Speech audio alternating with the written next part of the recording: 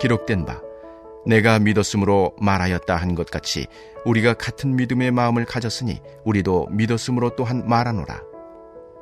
주 예수를 다시 살리신 이가 예수와 함께 우리도 다시 살리사 너희와 함께 그 앞에 서게 하실 줄을 아노라. 이는 모든 것이 너희를 위함이니 많은 사람의 감사로 말미암아 은혜가 더하여 넘쳐서 하나님께 영광을 돌리게 하려 함이라. 그러므로 우리가 낙심하지 아니하노니 우리의 겉사람은 낡아지나 우리의 속사람은 날로 새로워지도다. 우리가 잠시 받는 환난에 경한 것이 지극히 크고 영원한 영광에 중한 것을 우리에게 이루게 함이니 우리가 주목하는 것은 보이는 것이 아니요 보이지 않는 것이니 보이는 것은 잠깐이요 보이지 않는 것은 영원함이라. 아멘. 할렐루야. 우리 사랑하는 성도 여러분, 주님의 이름으로 사랑하고 축복합니다. 오늘 귀한 하루 늘 주님과 함께 귀한 말씀을 듣고 또 주님과 함께 찬양하며 순종하며 우리의 믿음의 삶이 언제나 주님과 동행하는 복된 삶이 되시기를 주님의 이름으로 간절히 축원드립니다. 사랑하는 성도 여러분, TV 프로그램에 몰래 카메라가 있었습니다. 연예인이라면 누구나 몰래 카메라 주인공도 되었죠. 그래서 그런지 연예인들은 언제 어디서 자신이 몰래 카메라의 주인공이 될지 모른다는 생각 때문에 욕도 하지 않고 행동에 많은 주의를 했다는 고백을 했습니다. 사람들은 누가 보느냐 보지 않느냐 따라 행동에 많은 차이가 나죠. 신앙생활에 있어서도 그렇습니다. 남이 볼 때와 보지 않을 때가 다릅니다. 신앙생활을 하면서 자꾸 게으르지는 이유는 당장 하나님이 보이지 않기 때문이죠. 남이 보지 않는 곳에서의 행동이 곧 그 사람의 인격이고 신앙입니다. 사람들은 보이는 것은 중요시하고 보이지 않는 것은 무시하죠. 그러나 참으로 중요한 것은 보이지 않는 것입니다. 빙상의 경우 바다 위에 나타난 부분은 전체의 10분의 1밖에 되지 않습니다. 보이는 부분이 하나라면 보이지 않는 그 부분은 9이 된다는 거죠. 질병도 눈에 보이는 상처나 피부병과 같은 병이 무서운 것이 아니라 소병이 더 무서운 것이고 정신분열, 전신 이상과 같은 병을 더욱더 무서운 것입니다. 또한 보이는 음식도 중요하지만 보이지 않는 공기는 더 중요하고 보이는 무기보다 보이지 않는 지식과 지혜의 힘이 더 무서운 것입니다.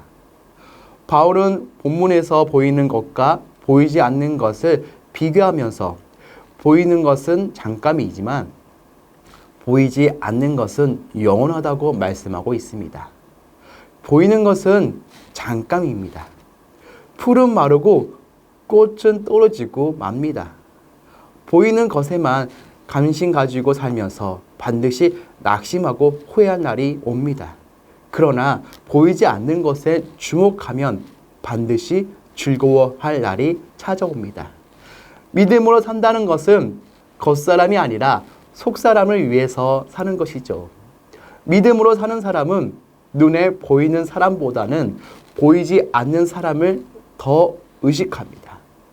그렇기 때문에 사는 방식이 다르고 관심사가 다르다는 거죠. 성도 여러분, 그렇다면 우리가 관심을 기울여야 할 것은 무엇인가요? 첫째로 우리가 관심을 가져야 할 것은 눈에 보이지 않는 영혼입니다. 16절 말씀입니다. 그러므로 우리가 낙심하지 아니하노니 우리의 겉사람은 낡아지나 우리의 속사람은 날로 새로워지도다. 아멘.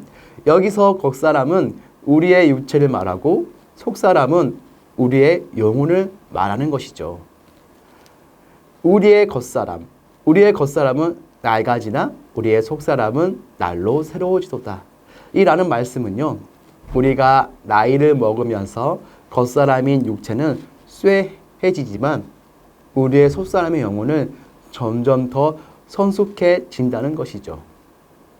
요즘 사람들의 관심은 웰빙에 있습니다. 수많은 건강에 대한 정보, 음식에 대한 정보가 방송을 통해 제공되고 있죠. 그래서 누구나 건강이나 음식에 대해서는 상당한 지식을 가지고 있고 많은 사람들이 전문가 수준의 지식을 가지고 있습니다. 하지만 눈에 보이는 육체를 위해서 잘 먹고 잘 입고 잘 살기 위해서 많은 시간과 투자를 했다 해도 그 사람의 속사람인 영혼이 굶주리고 헐벗고 가난하게 되었다면 하나님께서 뭐라고 말씀할까요? 요한계시록 3장 17절 말씀입니다. 내가 말하기를 나는 부자라 부여하여 부족한 것이 없다 하나 내 공고한 것과 가려운 것과 가난한 것과 눈문 것과 벌거벗은 것을 알지 못한도다 라고 책망을 하셨습니다. 육체적으로 사람이 볼 때는 부자처럼 좋아서 부족한 것이 없고 모자라는 것이 없는 것 같지만 영적인 면에서는 가난뱅이요 거지라는 뜻이죠. 이것이 우리 성도들의 모습이라면 곤란한 것입니다. 예수님은 우리의 벌거벗은 수치를 면하게 하시려고 우리에게 의의 옷을 주셨습니다. 우리가 어떻게 의의 옷을 입을 수 있나요? 예수님께서 나의 죄를 위해서 십자가에서 죽으셨다는 그 사실을 믿으면 우리는 예수님의 의의 옷을 입고 하나님 앞에 설 수 있게 됩니다. 그리고 예수 그리스도의 장성한 분량에 충만한 데까지 자라나게 되죠. 영적으로 성숙한 사람은 겉사람이 후패에도 낙심하지 않습니다. 주님 나라에 들어갈 날이 그만큼 가까워지기 때문이고 속사람이 날로 새로워지기 때문이죠. 성도 여러분, 육체보다 영혼이 더 소중합니다. 겉사람 육체보다 속사람에 대한 강심, 영적인 성숙에 대한 강심이 더 많아지고 그래서 바울과 같이 나의 속사람은 날로 새롭도다라고 고백할 수 있는 우리 성도님들이 되시기를 주님의 이름으로 축원드립니다. 우리 둘째로 우리가 관심을 가져야 할 것은 눈에 보이지 않는 영광입니다. 17절 말씀입니다. 우리가 잠시 받는 환난에 경한 것이 지극히 크고 영원한 영광에 중한 것을 우리에게 이루게 함이니 아멘. 사람들은 눈에 보이는 영광을 위해서 수고하며 땀 흘리고 노력합니다. 그러나 초대교회 성도들은 눈에 보이지 않는 영광을 위해서 목숨을 걸었습니다. 이 세상 영광보다 눈에 보이지 않는 영원한 영광에 더 관심을 갖고 더 큰 가치를 두었기 때문에 핍박과 고난을 달게 받았고 순교까지 할 수 있었던 거죠. 바울도 역시 이러한 믿음으로 고백하고 있어요. 가히 말로 다 할 수 없는 환난을 당했지만 그 환난은 이 세상에서 사는 동안 잠시 받는 것이라고 했고 그 환난을 이기고 나면 영광을 누리게 된다고 말했습니다. 고린도후서 11장을 보면 바울이 당했던 그 환난이 자세히 소개되고 있습니다. 그가 당한 환난은 보통 사람들로서는 감당할 수도 없고 산상종사도 할 수 없는 것입니다. 그러나 바울은 자신이 받는 환난을 경하다고 했습니다. 이것은 상대적인 표현으로 그가 장차 누리게 될 영광을 생각하면 이 세상에서 당하는 환난은 아무것도 아니라는 것이죠. 오늘날 사람들의 관심은 거의 대부분 눈에 보이는 세계에 있습니다. 눈에 보이는 물질만 쫓아갑니다. 그러나 우리는 보이지 않는 영원한 세계가 있음을 기억하고 그 나라의 영광을 위하여 살아야 하는 것이죠. 앞을 내다볼 줄 아는 사람은 개발된 곳에 미리 땅을 사고 기다립니다. 또 젊어서부터 노후 준비를 합니다. 요즘 사람들이 열을 올리는 노후 준비는 은퇴 후에 20년의 삶을 위한 것이지만 정작 중요한 준비는 사후 준비입니다. 노후는 잠깐이지만 사후는 영원하기 때문이죠. 그런데 사람들은 이 세상에 큰 애착을 가지고 있습니다. 성도라고 할지라도 당장 죽는 것이 좋겠다고 많은 사람은 거의 없습니다. 사람들의 현세의 삶에 대해 그처럼 커다란 애착을 가지고 있는 이유는 현세에 있는 무언가를 좋은 것에 대한 기대 때문이죠. 칼빈은 그리스도인들이 이 세상에 과도한 애착을 갖지 못하도록 하기 위해 여러 종류의 환난을 주신다고 했습니다.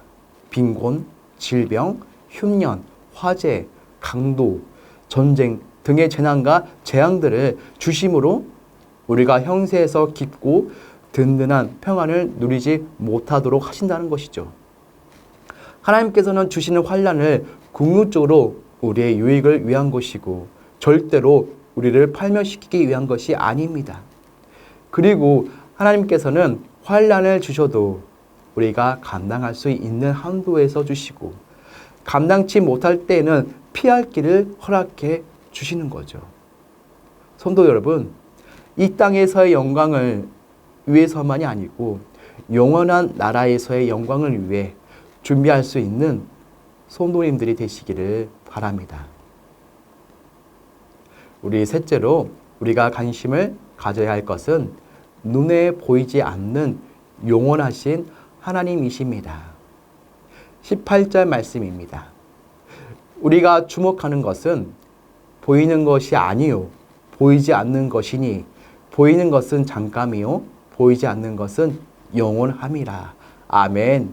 바울은 보이지 않는 것에 주목한다고 했습니다. 그 이유는 보이는 것은 잠깐이지만 보이지 않는 것은 영원하기 때문입니다. 그러므로 우리는 잠깐 보이다가 사라질 것들에 마음을 빼앗기지 말고 영원하신 늘 우리와 함께 하신 하나님과 하나님 나라를 주목할 수 있어야 합니다. 이 세상에 수많은 종교가 있습니다. 그 중에서도 어느 종교가 가장 우수한 종교이며 절대적인 종교인가를 식별하는 표준이 있어야 하는데 그 표준 역시 보이는 것과 보이지 않는 것의 진리를 적용하며 간단하게 식별이 됩니다. 보이는 우상이나 만들어 놓고 그 앞에서 절하게 하고 섬기게 하는 종교는 저급한 종교에 지나지 않지만 보이지 아니하는 그 하나님을 마음에 모시고 섬기도록 가르치는 종교는 제일 가는 종교요 절대적인 종교입니다. 교회는 십계명에서 하늘이나 땅 아래 물속이나 어느 곳에서도 형상이나 우상을 만들지 말고 절하지 말라고 가르치고 있죠. 하나님은 영이시기 때문에 사람의 눈에 보이지 않습니다. 그런데 문제는 하나님이 보이지 않으니까 하나님의 존재를 느껴보려고 우상을 만들어 세우는 것이고 또 하나님이 보이지 않으니까 하나님을 두려워하지 않고 제대로 신앙생활을 하지 못하는 것이죠. 하나님은 보이지 않지만 언제나 늘 하나님이 보고 계신다는 그 하나님의 인재의식을 가지고 살았던 대표적인 사람은요, 바로 요셉입니다. 요셉은 아무도 없는 그 가운데 보디발 아내로부터 유혹을 받았을 때 내가 어찌 이 큰 악을 행하여 하나님께 죄를 지으리까라고 대답했습니다. 요셉은 하나님 앞에서 죄를 범하기보다는 차라리 고난을 택하기로 했던 것이죠. 요셉은 우상이 가득한 예굽에 팔려가 혼자 살면서도 보이지 않는 하나님에 대한 신앙을 잊어버리지 않았고 보이는 잠깐의 쾌락과 성공을 위해 영원한 것을 포기하지 않았습니다. 요셉은 보이지 않는 것의 가치, 그 영원함을 잘 알고 있었던 거죠. 하나님을 본 사람은 없습니다. 환상 중에 어스름하게 주님을 본 사람들이 더러 있기는 하지만 성경은 보지 않고도 하나님을 경외할 수 있는 사람, 보지 않고도 하나님을 믿을 수 있는 사람이 복 있는 사람이라고 말씀하고 있는 거죠. 예수님의 제자 도마가 보아야만 믿겠다고 했을 때 예수님은 뭐라고 말하나요? 너는 나를 본고로 믿느냐? 보지 못하고 믿는 자들은 복되도다. 베드로는 그의 서신 베드로전서 1장 8절에서 9절에 말씀하십니다. 예수를 너희가 보지 못하였으나 사랑하는도다. 이제도 보지 못하나 믿고 말할 수 없는 영광스러운 즐거움으로 기뻐하니 믿음의 결국 곧 영혼의 구원을 받음이라고 말하고 있습니다. 보고 믿는 것도 좋지만 보지 않고 믿는 것은 더욱 좋습니다. 보았다고 자랑할 것 없고 보지 못했다고 자꾸 보려고 할 필요가 없습니다. 보지 않고 믿고 있을 수 있다는 것이 얼마나 복된 일인지 깨닫는 성도님들이 되시기를 바랍니다. 성도 여러분, 보이는 것은 잠깐이요 보이지 않는 것은 영원한 것입니다. 보이는 현실이 전부인 것처럼 속아서 인생을 헛되이 살아서는 안 된다는 거죠. 보이지 않는 세계를 볼 수 있어야 합니다. 보이지 않는 것을 볼 수 있는 것이 바로 믿음이에요.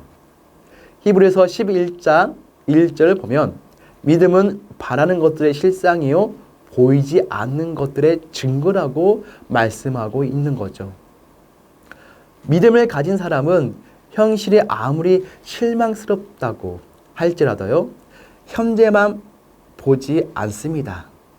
모든 문제가 해결될 미래를 미리 보면서 용기를 갖습니다. 희망을 갖습니다. 우리는 어떤 문제를 만나더라도 그 답답한 현재만 보아서는 안 됩니다. 찬란하게 다가올 미래의 영광도 함께 보아야 합니다. 그래야 약속의 땅, 축복의 땅을 밟을 수 있습니다. 성도 여러분, 오늘 하루도 세상의 것을 바라보는 것이 아니라 믿음으로 주님만을 바라보며 주님의 은혜 아래서 살아가는 저와 여러분들 되시기를 주님의 이름으로 간절히 축원합니다. 우리 다 같이 기도하는 시간을 가지겠는데요.